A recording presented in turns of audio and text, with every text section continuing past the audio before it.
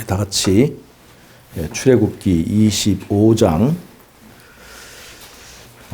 출애굽기 25장, 35장 5절 4절부터 있는 말씀을 보겠습니다. 모세가 이스라엘 자손의 온 회중에게 고하여 가로되 여호와의 명하신 일이 이러하니라. 이르시기를 너희의 소유 중에서 너희는 여호와께 드릴 것을 취하되 무릇 마음에 원하는 자는 그것을 가져다가 여호와께 드릴지니 곧 금과 은과 놋과 청색 자색 홍색실과 가는 배실과 염소털과 붉은 물들인 수양의 가죽과 해달의 가죽과 조각목과 등유와 및 관유에 드는 향품과 분향할 향을 만드는 향품과 호마노며 에봇과 흉패에 물릴 보석이니라. 무릇 너희 중 마음이 지혜로운 자는 와서 여호와의 명하신 것을 다 만들지니 그 성막과 그 막과 그 덮개와 그 갈고리와 그 널판과 그 띠와 그 기둥과 그 받침과 증거궤와 그 채와 속죄소와 그 가리는 장과 상과 그 채와 그 모든 기구와 진설병과 불켜는 등대와 그 기구와 그 등잔과 등유와 분향단과 그 채와 관유와 분향할 향품과 성막문의 장과 번제단과 그 놋그물과 그 채와 그 모든 기구와 물두멍과 그 받침과 뜰의 포장과 그 기둥과 그 받침과 뜰문의 장과 장막 말뚝과 뜰의 포장 말뚝과 그 줄과 성소에서 섬기기 위하여 공교히 만든 옷 곧 제사 직분을 행할 때 입는 제사장 아론의 거룩한 옷과 그 아들들의 옷이니라. 출애굽기 35장 4절부터 있는 말씀을 우리가 읽었습니다. 여러분, 지금 우리가 코로나 사태를 통해서 생각하는 그 화두, 우리가 그리스도인들로서 마지막 종말을 사는 그리스도인들로서 생각해야 될 화두가 뭐냐면 이게 준비입니다. 준비. 자, 우리가 준비가 지금 이제 제일 생각해야 될 그 주제가 됐습니다. 여러분, 우리가 이 코로나 사태를 보면서 예수님의 재림이 한 걸음 성큼 우리 앞으로 다가왔다는 것을 여러분 느끼십니까? 제가 지난번에도 말씀을 드렸지만 로마가 예루살렘을 에워싸고 예루살렘의 성전이 돌 하나도 돌 위에 남지 않고 다 무너뜨리는 사건이 있기 전에 예수님께서 뭐라고 말씀하셨어요? 미리 예수님께서 이러한 일들이 있을 것인데 그때 너희는 산으로 도망가라. 그런 말씀을 하셨어요. 그랬는데 그것이 실제로 이루어진 것은 AD 70년에 로마가 예루살렘을 에워싸고 정말로 예루살렘 그 성에 돌 하나도 돌 위에 남지 않고 다 무너뜨렸습니다. 왜냐하면 그 돌 사이에다가 금으로 이렇게 그 매질을 했기 때문에 그 금들을 탐내기 위해서는 정말 그 뜯어내기 위해서는 돌 하나도 돌 위에 놓이지 않고 다 무너뜨릴 그 근거를 제공을 해버렸어요. 그런데 그러면 그때 예수님의 말씀을 들었던 그리스도인들은 어떻게 도망갈 수 있었느냐? 사실은 무너진 것은 70년이지만 실제로 첫 번째 그 예루살렘을 로마 군대가 에워싸게 된 것은 68년 여름이라고 제가 말씀을 드렸었죠. 66년에 이제 로마하고 이스라엘 그 전쟁이 일어나서 이제 다른 이 성과 도시는 그 전에 다 이제 장악이 되고 드디어 예루살렘을 에워싸는 사건이 68년 여름에 이렇게 되었습니다. 그때 로마의 장군은 베스파시안이었어요. 그래서 로마 군대가 막 예루살렘을 이제 공격하고 무너뜨리려고 하는 그 시점에 알 수 없는 이유로, 즉 성 안에 있는 이스라엘 사람들이 볼 때는 알 수 없는 이유로 로마 군대가 퇴각하기 시작했어요. 그런데 이스라엘 사람들은 그때 뭘 생각했냐면 우리가 똑똑하고 우리가 택한 백성이기 때문에 하나님께서 옛날에 그 아수르 군대를 이렇게 멸망시킨 것처럼 이제 이 사람들도 이게 퇴각하는구나 하고 이제 퇴각하는 그 로마 군대의 뒤를 쫓아가지고 그들을 괴롭히고 그들을 죽이고 그다음에 그것들을 약탈하는 일을 했어요. 근데 사실 그때 베스파시안이 이제 예루살렘을 에워쌌던 포위를 풀고 도망한 것은 힘이 없어 도망한 것이 아니라 지금 로마에서 네로 황제가 갑작스럽게 자살했기 때문에 그 황제 위를 차지하러 지금 이게 가는 것이기 때문에 지금 예루살렘이 문제가 아니라 빨리 가서 자기가 황제가 되기 위해서 퇴각하는 것인데 그것도 모르고 이 사람들이 힘이 없어 도망가는 줄 알고 이 이스라엘 사람들이 로마 군대를 엄청나게 괴롭혔습니다. 베스파시아는 거기서 퇴각해가지고 로마에 가서 황제가 되었어요. 그리고 이제 바로 68년에 이제 그 사건이 있은 다음에 바로 자기들이 퇴각할 때 그렇게 자기네들에게 악독한 짓을 했던 그 이스라엘 사람들을 기억하고 자기 아들 타이터스 장군을 보내가지고 결국 70년에 예루살렘이 무너지게 했습니다. 그 사건이 이루어지게 했어요. 그런데 이스라엘 사람들 중에서 예수님의 기별을 들었던 사람들은 68년에 퇴각하는 사건을 통해서 이것이 뭐 할 때다? 지금 도망할 때다 하는 것을 알게 됐어요. 그래서 그 사람들 예수님의 말씀들을 듣고 그 기별을 들었던 사람들은 전부 다 그때 산으로 도망해서 이제 70년 멸망할 때 그때 피해를 당하지 않았습니다. 여러분 이것이 바로 우리가 예언을 공부하는 이유예요. 마지막 때에 이 예루살렘이 무너지는 것과 같은 사건이 뭐냐면 일요일 혁명이에요. 멸망에 가증한 것이 거룩한 곳에 서고 하나님의 백성들을 이렇게 포위해서 이제 하나님 백성에 대한 이 공격 자세를 취하는 것이 바로 마지막 때의 일요일 혁명입니다. 짐승의 우상을 세우는 사건이에요.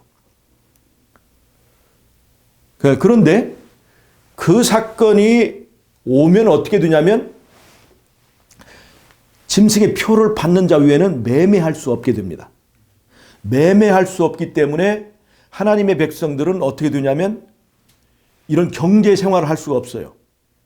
근데 그것이 단순한 경제 생활뿐만 아니라 표를 병원에 갈 수도 없고 버스표를 살 수도 없고 쌀도 살 수도 없고 팔 수도 없고 그러니까 그런 생활 그런 상태가 되면 그 매매표라는 것이 대단한 위력이 있는 것이어서 그냥 사람들을 고립시켜버리는 거예요. 그냥 이 교단도 운영할 수 없어요. 목회자도 파견할 수 없습니다. 그러면 어떻게 되는 거예요? 사람들이 고립되는 거예요. 그때는 홀로 서야만 되는 거예요. 지금 우리가 코로나 사태에서 우리가 보는 거는 지금 대면 예배를 드리지도 못하고 비대면 예배로 그냥 소그룹 이렇게 예배를 드릴 수밖에 없게 됐잖아요. 그나마 지금은 인터넷이라도 있어서 인터넷으로 이렇게 어떻게라도 이렇게 예배를 드리지만 우리가 일요일 혁명이 나고 매매권을 우리가 취득하지 못할 때는 우리가 스마트폰 사용할 수 있을까요? 없을까요? 인터넷 사용할 수 있을까요? 없을까요? 이런 모든 현대적 서비스, 이런 편리한 것은 짐승의 표를 받은 자들만 사용할 수 있는 특권이 되고 그 전까지는 우리가 값싸게 이런 것들 다 사용할 수 있었는데 일요일 혁명이 내려지게 되고 계시록 13장에 말하는 짐승의 우상을 세우는 그 사건이 이루어질 때는 짐승의 표를 받지 않는 사람들에게는 갑자기 그 모든 것이 사용 금지가 되는 거예요. 그들은 너무나 싸게 쉽게 사용했지만 그 표를 받지 않았다는 그것 때문에 그 모든 걸 사용할 수 없게 되는 거예요. 생각을 해보세요. 주유소에 가서 기름을 살 수 없으니 차를 운행할 수 없습니다. 버스표를 살 수 없으니 이동할 수 없어요. 인터넷도 사용할 수 없습니다. 스마트폰도 사용할 수 없어요. 갑자기 내가 스마트폰도 인터넷도 사용할 수 없고 이 사유에서 배척된 하나의 소수의 무리로 내가 낙인 찍힌 채로 떨어져 있다고 생각을 해보세요. 우리를 편들어주고 우리를 지도해 줄 사람도 그런 교회의 지도자도 목사님도 우리에게 파견되지 않습니다. 바로 그러한 것들에 대한 전조 증상, 그런 것이 지금 우리가 이 코로나 사태를 통해서 우리가 체험하고 있는 거예요. 전에는 이런 걸 한번 생각이나 해봤어요? 어떻게 예배를 드리지 못하게 하는 일이 있을 수 있었을까? 있을까? 그런데 코로나 이 사태를 통해서 그런 일들이 실제로 가능하구나. 이 종교의 자유, 집회의 자유를 이것을 법으로 금지할 수도 있는 그런 특별한 케이스들이 이렇게 나타나는구나. 이런 국가적 위기 때는 얼마든지 그런 것들을 개입하고 국가가 종교로 개입하고 할 수도 있겠구나 하는 것을 우리가 코로나 사태를 통해서 잘 이게 체험하고 있지 않습니까? 이것은 마치 68년에 로마 군대가 멸망에 가장한 것이 거룩한 곳 예루살렘을 한번 에워싸는 것을 통해서 앞으로 있을 70년 그 68년의 사건을 통해서 70년에 있을 사건을 바라보는 것처럼 우리는 이 코로나 사태를 통해서 정말로 일요일 혁명이 났을 때 우리가 어떤 경험을 하게 될 것인가를 보여주는 중요한 지혜를 얻게 했다는 것입니다. 그래서 우리가 지금 이러한 상태에서 우리에게 가장 중요한 그 화두가 될 단어는 뭐냐면 준비라는 거예요. 우리는 준비해야 되겠다는 거예요. 이미 이제 예수님의 재림하시는 그 발걸음 소리가 너무나 가깝게 들리기 때문에 자, 코로나 사태와 함께 지금 중국이 붕괴되는 이것을 보죠. 마지막 때의 일요일 협령은 미국의 패권이 이 지구상에 성립이 될 때, 유일한 패권자로 성립이 될 때 그 막대한 권력을 가진 미국과 로마 카톨릭이 결탁하게 되면서 예수님이 하늘에서 합법적으로 나라를 받아가지고 이 나라를 여기 세우려고 오시는라고 준비할 때 사단은 이 땅에서 종교와 정치가 결탁된 바벨론 제국을 이 땅에 세워서 이 땅에서 하나님의 백성들의 씨를 말려가지고 누구도 예수님을 영접하지 못하게 만드는 그러한 작업을 하기 위해서 자기의 제국을 지금 건설하고 있는 중이에요. 그러려면 미국이라고 하는 초강대국이 이제 실현이 돼야 되고 그 다음에 그 강대국인 미국과 정치적 강대국인 미국과 종교적 강대국 이 카톨릭이 로마 바티칸이 결탁해서 여기에서 마지막에 엄청나게 이 세계를 하나로 통합하는 그런 바벨론 제국을 이제 세우게 될 것이란 말이에요. 그래서 지금 먼저 미국과 중국과의 이 패권 다툼이 마무리가 되어야 된다는 거예요. 즉 미국은 계시록 13장에서 나오는 계시록 12장에 나오는 붉은 용의 권세를 이제 중세에는 로마 카톨릭이 다 이어받았는데 이것이 마지막 때는 정치적 로마의 계통은 미국이 받고 종교적 로마의 계통은 카톨릭이 그 패권을 차지한 채로 이렇게 나눠져 있다가 나중에 둘이 결합되는 거예요. 그래서 로마 제국을 부활하는 거예요. 정치적 로마의 계통을 이은 미국과 그 다음에 종교적 로마의 계통을 이은 두 세력이 합쳐서 마지막에 이 세상에 바벨론 제국, 즉 로마 제국을 이제 세우는 거예요. 그래서 여러분 중국이 지금 미국과 이 무역 전쟁을 벌이고 또 중국 공산당에 대한 그 미국 정부의 엄청난 공격이 있게 되고 전 세계가 중국 하나를 놓고 에워싸게 되는 연합 전선이 형성되는 걸 우리가 볼 수 있죠. 중국이 지금 엄청나게 지금 공격을 당하고 있어요. 이런 것을 보면서 우리는 뭘 느끼게 되느냐? 정말 때가 가깝구나. 성경과 예언에서 말했던 그 일요일 협령이 정말로 이제 우리에게 가깝게 되었구나. 미국이 패권을 잡고 그 다음에 이 세상의 위기 상태, 전 세계적인 기근과 또 이 전염병과 이런 것들로 인해서 지금 코로나 사태보다 더 강력한 위기가 이제 오게 될 때는 바로 종교 통합 법안이 통과하게 된다는 거예요.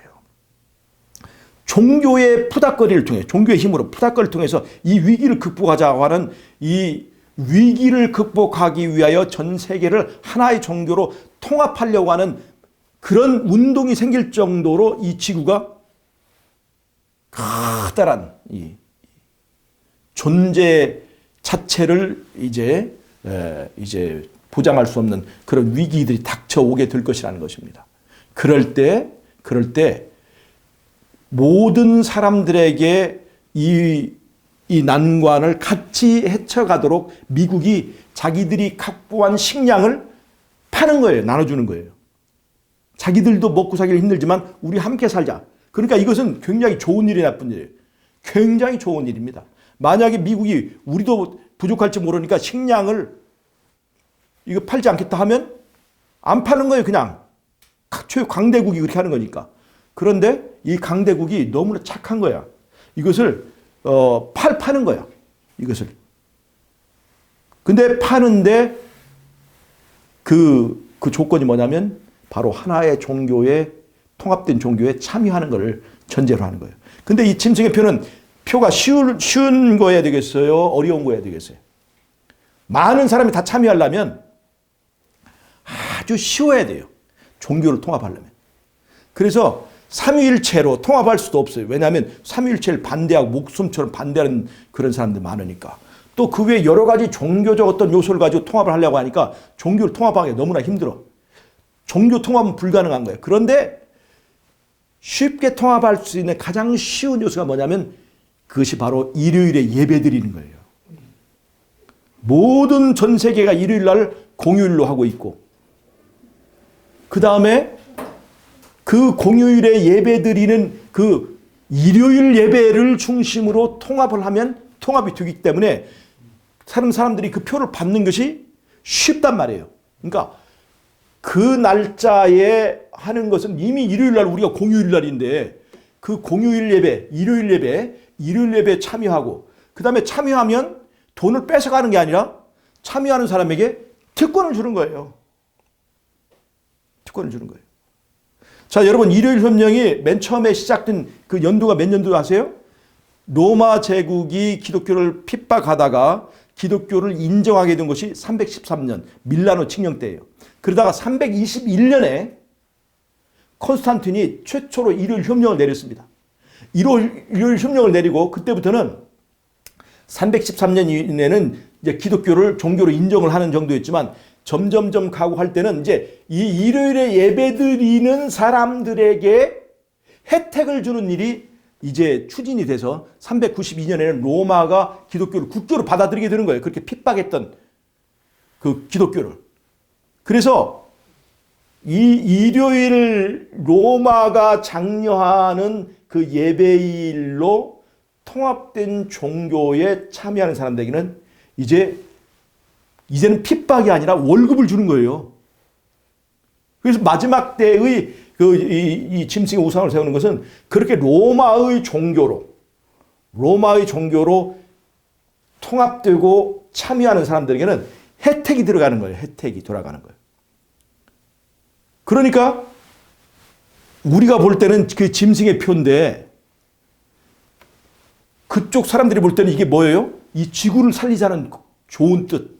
그 다음에 이것을 받으면 무슨 자유를 빼앗는 것이 아니라 우리에게 필요한 것들을 공급해주는 선한 의도를 가지고 있어요. 그러니까 이게 짐승의 표가 아니라 그 사람들은 이 세상을 구할 하나님의 종교에 참여하는 거다. 하나님의 사랑의 종교. 특별히 거기는 사랑을 강조하는 거야. 하나님의 사랑, 이웃사랑.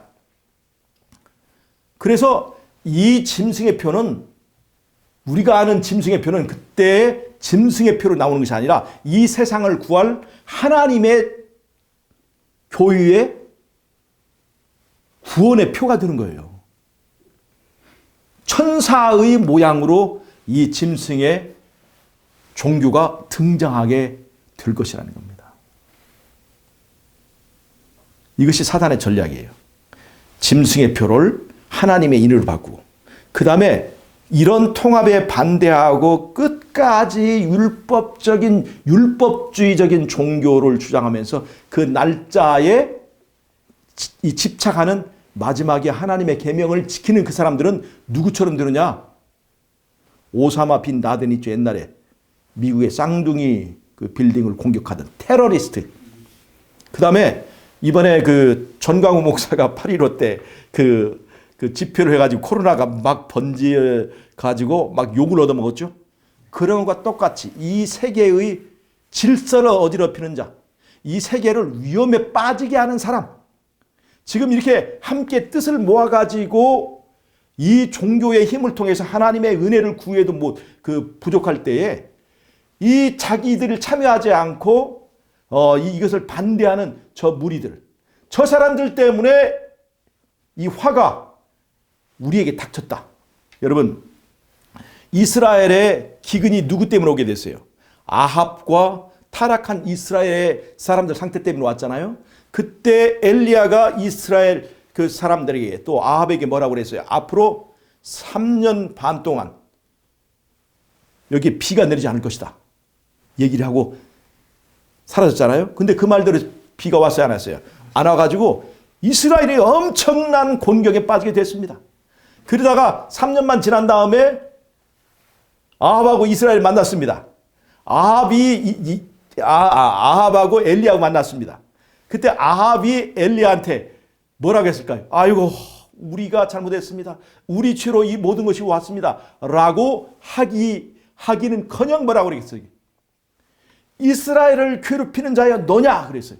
너 때문에 이 벼락을 우리가 맞은 것이다. 라고 그 모든 것들을 그 엘리야에게 덮어 씌웠다는 거예요. 네가 막 그런 말을 해가지고 재수 없이 이렇게 된 거 아니냐. 그렇게 얘기를 했어요. 마지막 때 하나님 백성도 그렇게, 이스라엘을 괴롭히는 자여, 바로 하나님의 계명과 예수의 증거를 가진 그 자들에게 바로 이제 이런 손가락질이 가게 될 거라는 거예요. 여러분, 마지막 때에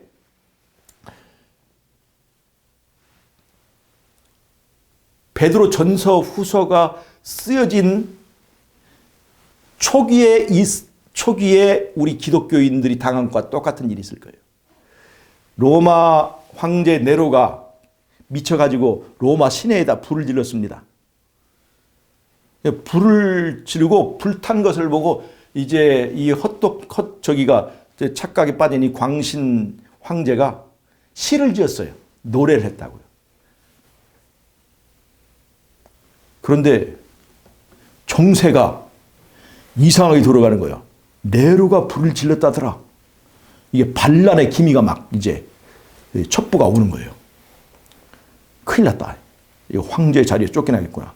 정권을 놓치겠구나. 그래서 네로가 누구에게 죄를 뒤집어 씌웠어요? 그리스도인들의 죄를 뒤집어 씌웠어요. 그래서 그리스도인들은 사람들이 미워가지고 잡으면 십자가에다 달아서 기름 묻혀가지고 불태우고, 그 다음에 원형극장에서 먹지 못하는 그 사자의 밥으로 주고, 찢기고, 창으로 찔려 죽고, 그래서 그 사람들이 그 모든 누명을 쓰게 된 상태였어요. 그리스도인들은 세상을 어지럽히는 아주 사이비 종교고, 아주 이 세상을 이렇게 해코지 하는 불지르는 그 테러리스트, 방어범들이다. 그래가지고 그 사람들에 대한 모든 누명이 씌워졌을 때 베드로는 뭐라고 얘기하냐면, 우리를 욕하는 사람이라 할지라도 우리에게 우리를 비방할 수 없을 정도로 너희가 어떤 사람들이라? 흠 없는 사람이 되라고 이 베드로는 우리에게 권면하고 있습니다. 너희의 거듭난 것이 흠 없고 거룩한, 점 없고 흠 없는 그리스도의 그 거룩한 피로 거듭났으니까 너희들이 어떤 사람이 되라? 너희를 공격하고 너희들에게 누명을 씌우는 그 사람들이 볼 때도 인정할 수밖에 없을 만큼 점없고 흠없는 그리스도인의 품성을 보여주라는 거예요. 이것이 베드로 전후서의 기별이에요. 여러분 마지막 때에 그리스도인들은 그렇게 비난을 받을 거예요. 이 세상을 어지럽히는 악마의 집단이라고 그렇게 그런 누명이 씌워줄 거예요. 그런데 그들이 볼 때도 저 사람들은 그 입에 거짓말이었고 거짓말 안 하고 거짓말이었고 흠이 없는 자들이더라. 누구도 인정할 만큼 그들에 대해 안 좋은 눈을 가지고 있는 그 사람들이 볼 때도 인정할 수밖에 없을 만큼 품성에 거룩함을 가지라는 이 말이에요. 이것이 바로 마지막 때에 우리가 왜 그런 그리스도인의 품성을 가져야 되는가를 설명해 주는 배경이라는 겁니다. 그게 가능할까 이 말이에요. 심지어 사단마저도 인정할 수밖에 없는 그런 흠없음에 그런 거룩함에 우리가 도달할 수 있을까 없을까? 사람이 죄를 지을 수 있느냐 없느냐의 그 차원을 넘어서 사단마저도 인정할 수 없을 만큼 그리스도인은 달라. 나는 사단은 평생 그것이 불가능하다고 얘기했는데 사단이 불가능하다고 하는 것을 이뤄낸 사람들이 있을까 없을까? 거기에 대한 답이 바로 14만 4천입니다. 14만 4천이에요. 예수님을 붙드는 그 믿음을 통해서 결국 사단이 불가능하다고 하는 것을 해내버린, 그래서 자기의 본능과 정욕과 세상에 있는 모든 것들을 극복하고 이겨낸 물이 그 사람이 마지막 때에 14만 4천이라는 물이라고 하는 것입니다. 네. 여러분 욥을 두고 예수님하고 사단이 내기를 벌였죠. 정말 그 모든 것을 모든 축복을 다 거두어 버릴지라도 그런 상태에서 예수님을 정말로 따라가고 정말 순전하고 흠이 없는 삶을 사는 사람이 있을까 없을까? 라고 사단하고 예수님과 내기를 했죠. 근데 그 욥이 이겼어요? 못 이겼어요? 이겼어요. 그러니까 누구도 인정해야 돼요? 사단도 인정해야 되는 거예요. 사단이 인정 안 하면 그 내기가 끝나 안 끝나요? 안 끝나죠. 사단도 인정할 수밖에 없어요. 왜냐하면 사단이 할 수 있는 일 다 했잖아요. 그 집안 재산들 다 날아갔죠. 그 다음에 나중에 그 건강도 손댔죠. 인간이 그런 상태에서는 누구나 다 하늘에다 하나님을 욕하고 침뱉고 가르침받고 그 다음에 칵 죽어버리는 일이 있어야 되는 거예요. 그게 누구라도. 그런데 그런 상태에서도 하나님을 믿고 어린 양이 어디 있는지 따라가는 삶을 누가 살았어요? 욥이 살았어요. 그래서 욥은 누구도 인정할 수밖에 없는 거예요. 사단도 인정할 수밖에 없는 거예요. 마지막 때 14만 4천 바로 우리들이 그러한 사람이 되어야 된다는 겁니다.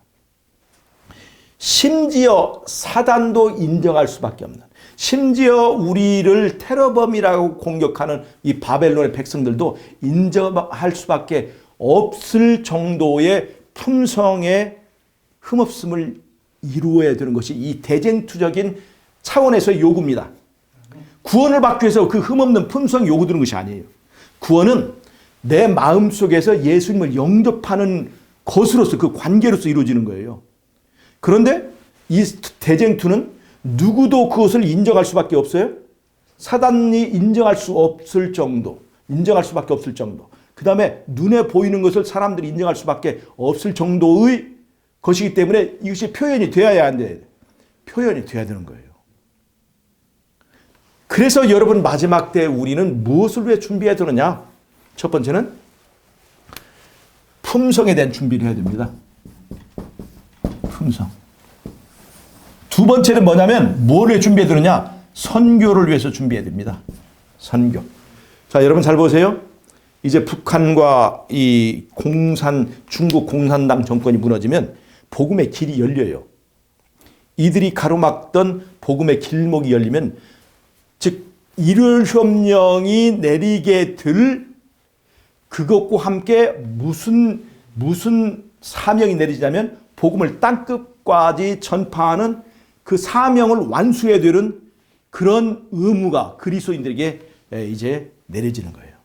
그러니까 복음을 전하기 위해서 그리고 품성을 이제 우리가 이렇게 변화하고 그 건설하기 위해서 뭐가 필요하냐면 성령이 필요한 거예요. 그러니까 성령은 어느 때에 내리냐면 바로 복음의 확산이 필요할 때, 바로 그것이 오순절 성령 때죠. 복음의 확산이 필요할 때, 그 다음에 이 품성의 변화를 위해서 그때에 이 성령이 역사하는 거예요. 첫 번째는 오순절 성령이 역사했고 마지막 때는 늦은 비 성령 때 역사하는 거예요. 여러분, 우리가 그래서 성령이, 늦은 비 성령이 필요합니다. 근데 우리가, 자, 그럼 지금 우리가 이 코로나 사태를 보면서, 이 공산당 정권, 이 중국 공산당 정권, 시진핑 정권과 김정은 정권의 분기대가 가깝구나 하는 것을 느끼면 앞으로 일요일 협령도 가깝구나 이게 느끼게 되죠. 그럼 일요일 협령이 되면 우리는 도망가야 됩니까? 그때 선교해야 됩니까? 도망가는 것이 아니에요. 일요일 협령이 되면 크게 외쳐야 될 때예요.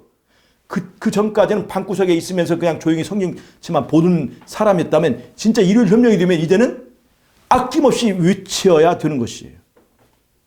선교를 해야 된다는 거예요, 이게. 그러니까 짐승의 우상을 세울 때 우리는 도망가는 것이 아니에요. 선교를 해야 되는 거예요. 어느 때 도망가느냐?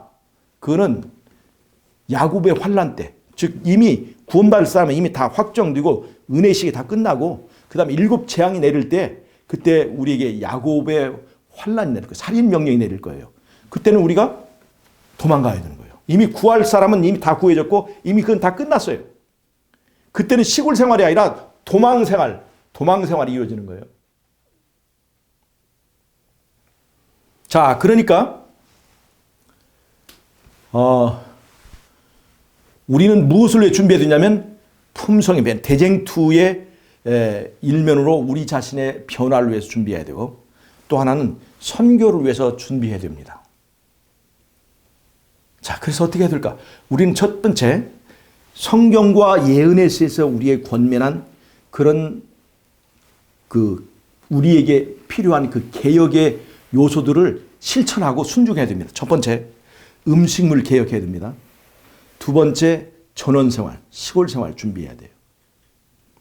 그 다음에 우리가 이제 우리 품성들을 변화되기 위하여 어떤 일들을 해야 되냐면, 자, 제가 보세요. 오늘 제가 출애굽기 35장을 읽었죠. 출애굽기 35장에 어떤 내용이 있냐면 성전을 지으라 이렇게 하는 명령이 내렸어요.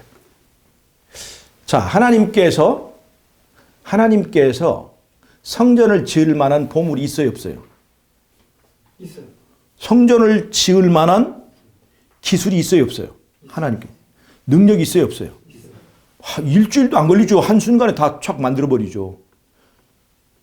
하늘에 원본이 있는데 그거 딱 복사 버튼만 누르면 딱 되는 거 아니에요? 할 수가 있어요. 그런데 지금 누구에게 지금 명령하는 거예요? 성전을 지으라고? 이스라엘 백성에게 성전을 지으라고 요구하는 것입니다. 여러분 왜 그런 줄 아세요? 성전을 지어서 하나님께서 우리의 지도자가 되어주십시오. 예수님이 우리의 왕이 되어주십시오 하고 우리 스스로가 문을 열어주기 전에는 예수님은 억지로 여기 와서 힘으로 우리를 지배하고 장악하고 통제하면서 왕노릇 하실 수가 없다는 겁니다. 즉 하늘 대쟁투에서 예수님을 뭐라고 얘기했어요? 폭군이라고 얘기했잖아요. 힘으로 지배하고 율법을 주어서 강제하는 그런 왕이라고 얘기했잖아요. 그런데 예수님은 실제는 강제하는 분이 아니에요. 사랑의 힘으로 다스리는 분이죠. 그래서 예수님은 우리의 왕이 되어주기를 원하지만 누가 원하기 전엔 그 역할을 할 수 없어요? 우리가 원하기 전엔 그 일을 할 수가 없는 거예요. 그래서 우리가 성전을 만들어 주기를 그분은 기다리시는 거예요. 우리가 문을 열어줘야만 그분은 들어오실 수 있는 거예요. 그래서 예수님의 영접, 예수님이 오시려면 뭐가 이루어지냐면 반드시 성전을 건축하는 일이 필요합니다. 여러분 역사적으로 성전을 건축할 때는 하나님께서 재물을 준비하셨어요. 보물들을. 자, 출애굽할 때 광야 성전이 있었죠. 그 성전을 지을 때 어떻게 이 이스라엘 사람들이 성전을 지을 수 있었습니까? 성전에 들어가는 보물과 보석들을 사실 이스라엘 나올 때 뭐라고 얘기했어요? 애굽 사람들이 요구해라. 그 너희들이 삭시다.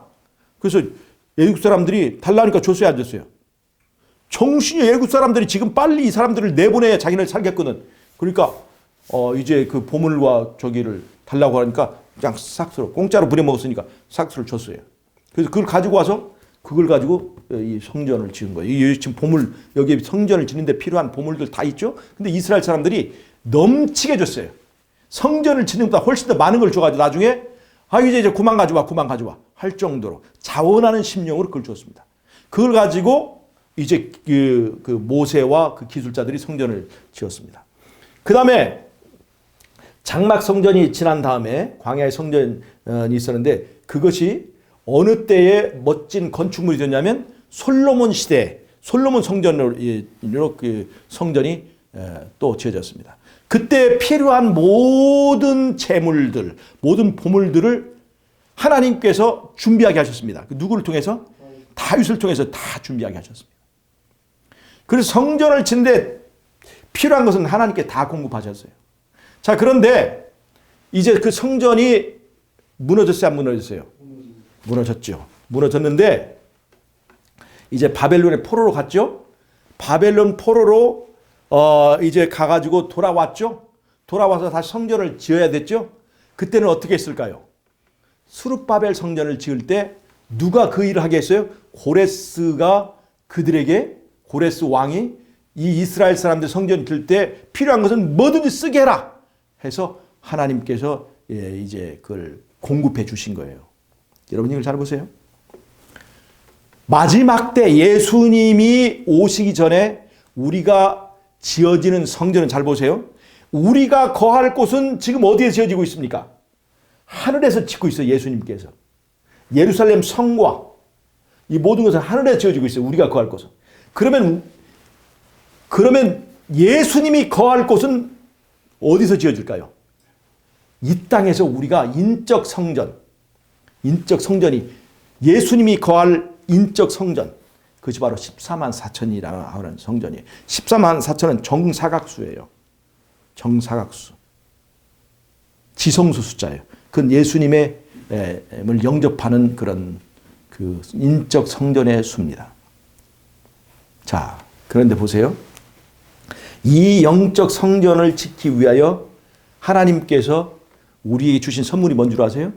그것이 바로 하나님의 계명과 예수의 증거예요. 예수의 증거. 예언의 신이에요. 예언의 신에는 우리가 어떻게 살아야 하며 어떻게 이제 활동하는 가에 대한 구체적인 그 진술이 있으면서 그것을 통해서 우리의 품성이 어떻게 건설될 것에 대한 구체적인 지식들이 있습니다. 자, 그런데 잘 보세요. 제가 오늘 드리려고 하는 말은 이 말입니다. 그 일들 중에서 자, 보세요. 우리는 품성의 성전을 지어야 되잖아요. 품성의 성전을 지으려면 품성의 성전을 내 안에서 짓는 분은 누굴까요? 네, 성령이시죠. 예수님이에요. 예수님이 그 성전을 짓는 겁니다. 근데 예수님이 성전을 지으려면 우리가 해야 될 일이 있어요. 그것이 뭘까요? 자원하여 여기 지금 35절에 보면 이스라엘 사람들이 성전을 지을 재료를 바쳐야 되는 거예요. 자, 예수님이 우리의 성전을 지을 때 재료를 우리가 바치는 일이 무엇일까요? 순종하는 거. 잘 보세요. 또 이 품성의 성전은 말씀의 성전입니다. 말씀. 하나님께서 하나님의 계명과 이 성경과 예언의 신을 줬죠. 그럼 그 예언의 신이 우리 안으로 들어가야 그것으로 품성이 지어지는 거예요. 즉 성경과 예언의 신은 우리가 거기에서 성전을 지을 재료를 채취하는 광산이라는 거예요. 채취하는 그 말씀들을 예수님의 손에 내 안에서 일하시는 그 일하시는 분의 손에 주려면 우리가 어떻게 될까요? 그것을 어떻게 해야 돼? 읽어야 됩니다. 또 그것을 사용해야 됩니다. 또 그 말대로 순종해야 돼요. 그리고 여러분 잘 보세요. 제가 오늘 드리는 말씀은 이겁니다. 가장 중요한 건 외워야 합니다. 외워야 돼요. 잘 보세요. 우리가 지금 성경절을 외우는 일을 좀 하고 있잖아요. 이것이 왜 이렇게 중요한가 하냐면 마지막 때에는 선교라고 하는 중요한 우리들이 해야 될 일이 있죠. 그때에 우리가 외워둔 성경절을 성령이 생각나게 해주실 거예요. 여러분, 그냥 한 번 읽은 것을 사용하기 쉬울까요? 10번 읽은 걸 사용하기 쉬울까요? 10번 읽은 걸 사용하기 쉬울까요? 완전히 외워버린 것을 사용하기 쉬울까요? 완전히 외워버린 것을 사용할 수 있습니다. 그리고 그것이 다른 사람을 전하기 위한 선교의 도구가 될 뿐만 아니라 그것이 내 품성을 형성하는 하나의 벽돌이 될 거라는 것입니다. 하나의 재료가 될 거라는 거예요. 여러분, 지금 저희가 저녁만 성경을 외우잖아요. 우리가 지금 뭘 외웠어요?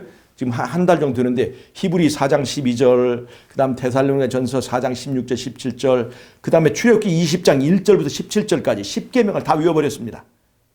그 다음에 시편 1편 외웠죠. 시편 150편 외웠죠. 지금 시편 22편, 23편, 24편을 외워가는 중에서 22편이 한 30절까지 있는데 그 절반을 외웠습니다. 그 다음에 마태복음 24장 한 51절까지 있는데 26절까지 지금 다 외웠어요. 지금 우리 이 나이 드신 집사님들이 참 외우기 힘들고 하는데 계속해서 하니까 그것이 외워지더라고, 이게. 여러분 잘 보세요.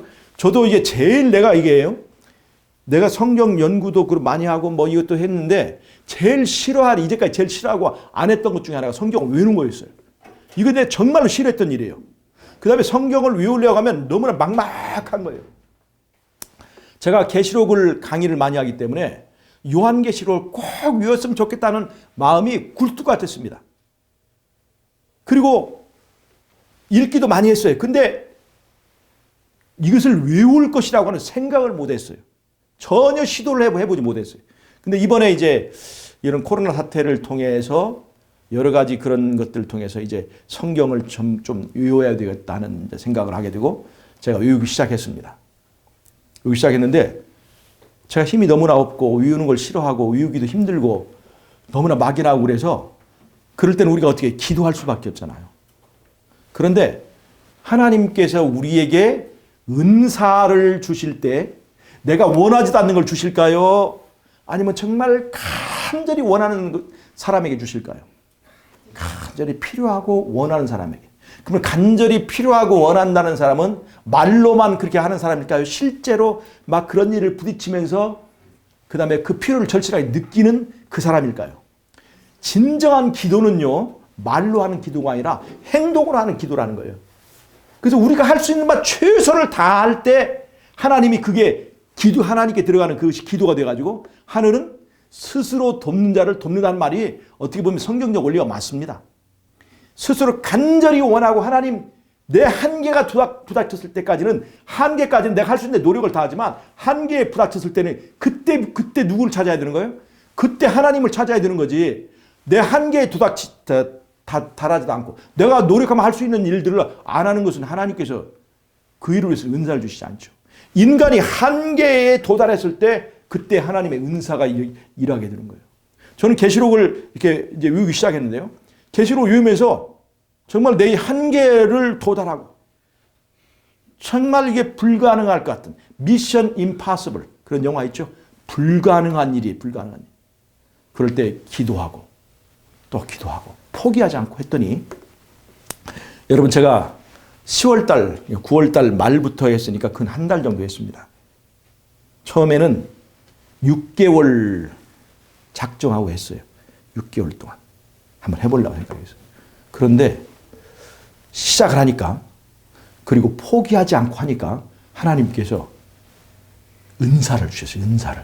제가 전혀 불가능하다고 생각했던 그런 일들이 되더라고요. 제가 지금 근 한 달 정도 했는데요. 벌써 요한계시록이 한 절반 정도, 22장인데 절반 정도가 지금 성취가 됐어요. 이게 믿어지십니까? 나는 정말 지금 내가 생각합니다. 이게 믿어지지 않아요. 내가 6개월 내도 이거 할 수 있을까 없을까 하고 했던 건데 내가 한계에 도달할 때마다 하나님 붙잡고 기도하고 그 다음에 포기하지 않고 하니까 이것이 점점 이 기억하는 일이 쉬워져서 지금은요. 제가 일주일에 처음에 시작할 때 일주일에 2장만 하려고 그랬거든요. 일주일에. 처음에는 일주일에 1장만 하자. 일주일에 1장. 그렇게 목표를 갖고 있는데 하다 보니까 이게 되더라고요. 그래서 일주일에 2장을 목표로 했어요. 일주일에 2장 굉장히 내가 생각하기에는 전에 내 생각했던 거에는 엄청나게 건데 큰 건데 내가 하나님을 믿고 이게 하니까요. 지금은요 어떤 때는 하루에 1장 또는 2장까지 가능합니다. 하루에 2장 가능하더라고요. 이렇게 보니까. 이렇게 2장 이렇게 외우잖아요. 하루에 2장 외워요. 하루에 2장 외우고 하니까 속도가 굉장히 빨라졌어요. 그러면 이게 2장 외우잖아요. 그러면 이 2장 외운다고 다 외워진 게 아니에요. 한 번 외우면요. 그날은 생각이 나요. 그날은 생각이 나는데 그 다음날 되면 이게 될까요? 안 될까요? 자, 2장 외우는데 또 다른 2장 외우면 어떻게 될까요? 이전 것도 다 잊어버릴 수가 있어요. 그래서 어떻게 될까요? 2장 외우고 또 외운 것 다시 또 읽고 또 외우고 하면서 계속해서 이게 반복해서 하니까 처음에는 그냥 간신히 생각하면 떠오르던 이게 오랫동안 생각하면 떠오르는 것이 나중에는 점점 시간이 지나니까 생각하지 않아도 저절로 입으로 줄줄 나오는 그런 그 먼저 외운 것들은 그렇게 돼가더라고요. 그래서 제가 지금 한 6개월 정도 잡았던 것을 이 초벌 암기는 바로 이제 다음 주에 다 끝날 것 같아요. 지금 벌써 절반이 넘었고 하루에 2장씩 외워요. 2장씩. 그리고 계속 또 읽습니다. 그 다음에 산책할 때 지금 이제 유튜브에 보면 계시록 듣기 하면 거기에 계시록 그 읽어주는 게 있어요. 그래서 제가 산책하면서도 계속 듣습니다. 그렇게 하니까요.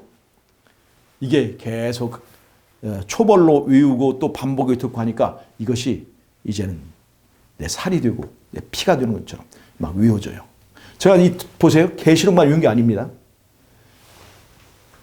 다니엘서도 일주일에 1장씩 했는데 그것도 지금 제가 하고 있어요. 다니엘서도. 지금 다니엘 2장 지금 외워가는 중입니다. 그 다음에 아가서 있죠. 아가서 제가 절반 외웠습니다. 아가서 8장이잖아요. 아가서는 정말 외우고 싶었어요. 아가서는. 근데 아가서는 좀 짧아요. 짧아 쉬운데 안식일만만 외웁니다. 아가서는 안식일만 외워요. 그런데 제가 안식일마다 아가서를 꼭 읽었거든요. 근데 이번에는 아가서를 외우기로 했어요. 그래서 한 안식일에 1장씩 외워요. 그래서 지금 제가 아가서가 한 4장까지 외워졌습니다. 아가서. 정말 이거 엄청난 거 아닙니까? 여러분 잘 보세요. 내가 왜 이 외우는 걸 강조하는지 여러분 잘 들어보세요. 이거 앞으로 선교할 때 엄청나게 큰 도움이 됩니다. 그리고 이 머릿속에 기록한 이 말씀이 이 말씀이 내 살이 되고 피가 되는데 한 걸음 더 내 가까이에 오게 말씀을 둔 거예요.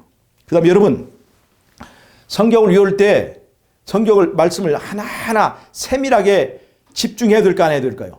정말 내가 이 성경절을 외워보니까요. 하나하나 이제 꼼꼼하게 그 말 하나하나 단어 하나를 다 생각하고 외우고 하다 보니까 어떤 것이냐면 내가 전에는 막 읽어나갔을 때 몰랐던 그런 말들이 성경 속에 있는 거예요. 그게. 그러니까 전에 내가 빨리 읽을 때는 생각지 못했던 그런 것들이 거기에 있는 것을 제가 발견하게 됐어요. 하나하나 이제 다 한 단어 한 단어를 다 외워야 되니까. 성경을 외우면 이게 성경을 가장 깊이 읽는 것이구나 하는 깨닫게 됐습니다. 자, 여러분 잘 보세요. 자, 제가요. 성경을 아는 것과 성경을 내가 이해하고 아는 것과 성경을 가르치는 것은 같은 것일까요? 다른 것일까요? 자, 제가 성경을 아는 것과 이것을 가르치는 것이 같은 것일까요? 차이가 있는 것일까요? 차이가 있죠. 여러분, 이 가르치는 이 선생님도 여기 있는데요. 여러분, 아는 것과 가르치는 것은 다릅니다. 해보면 알아요. 그냥 나 혼자 알고 이해하는 것과 이것을 다른 사람에게 이해하기 쉽게 가르치는 것은 또 다른 차원이라는 것을 알게 됩니다. 여러분, 우리가 알 뿐만 아니라 성경을 가르치는 사람이 되어야 되겠죠? 정말 가르치는 단계에 이르려면 아는 것 이상이 되어야 됩니다. 성경을 깊이 그 원리를 터득하지 않으면 가르칠 수가 없어요. 자, 여러분, 성경을 읽는 것과 읽는 것과 외우는 것은 같은 것일까요? 다른 것일까요?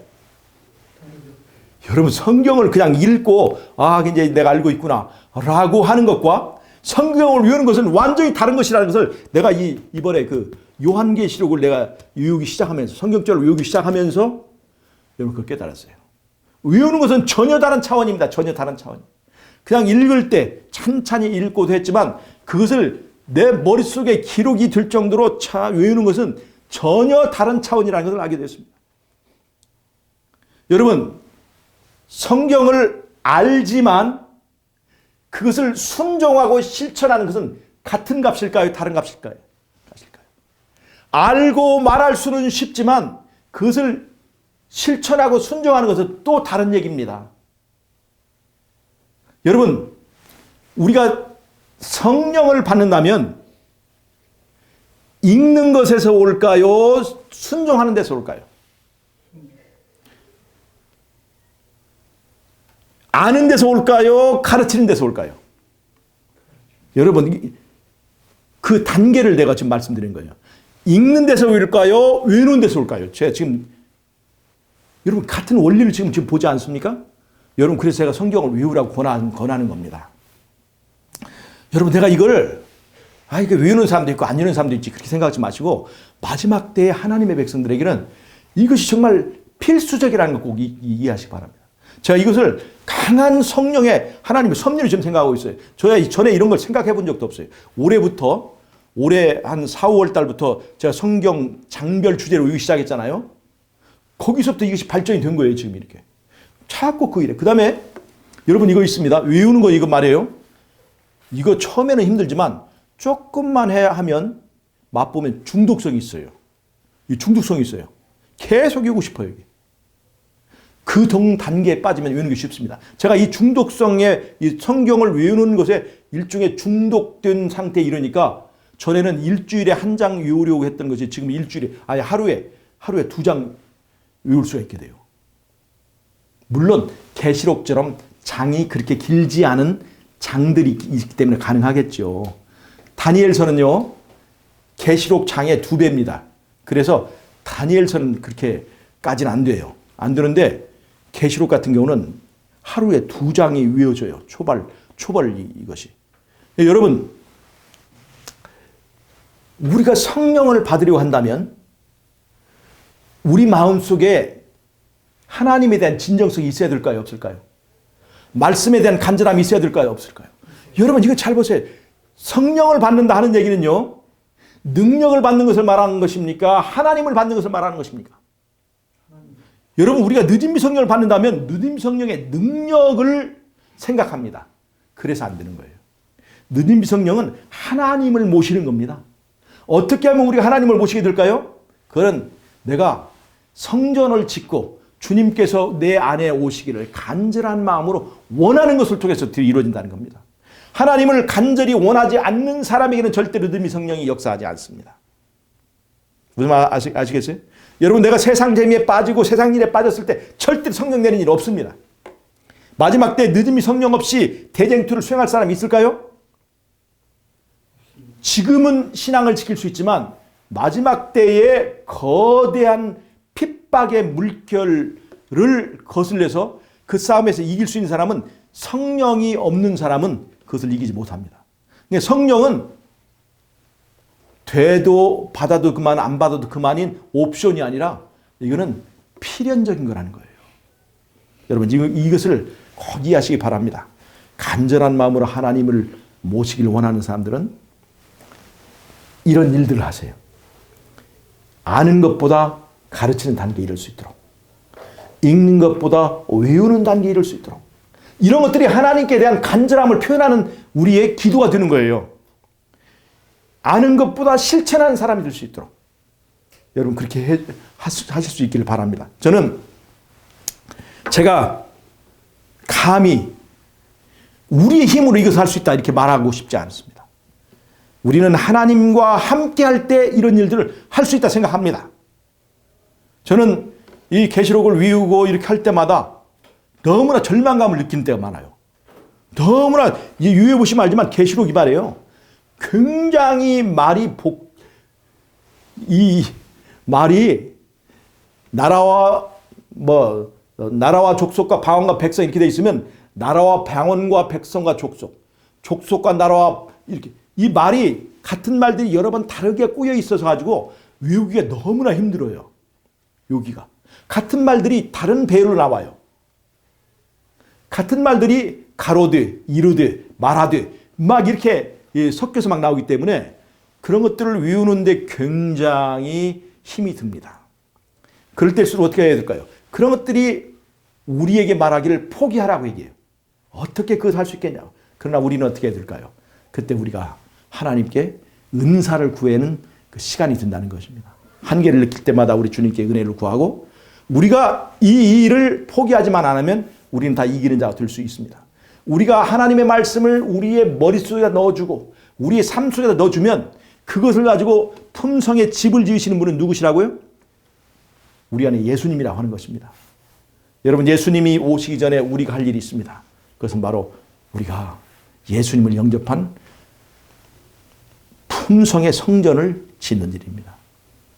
그것을 위해서 하나님께서 아낌없이 공급하시는 그 공급의 은사를 하나님께 구하고 또 하나님의 손을 붙들어서 여러분 간절한 마음으로 하나님의 성령을 간구함으로 하나님과 결국 함께 사는 그래서 성령의 능력이 그 사람의 개인과 가정과 또 교회에 나타나서 엄청난 하나님의 역사로 인해서 이 마지막에 복음의 불이 붙어지는 저와 여러분이 되시기를 바라면서 오늘의 말씀을 마치도록 하겠습니다. 아멘.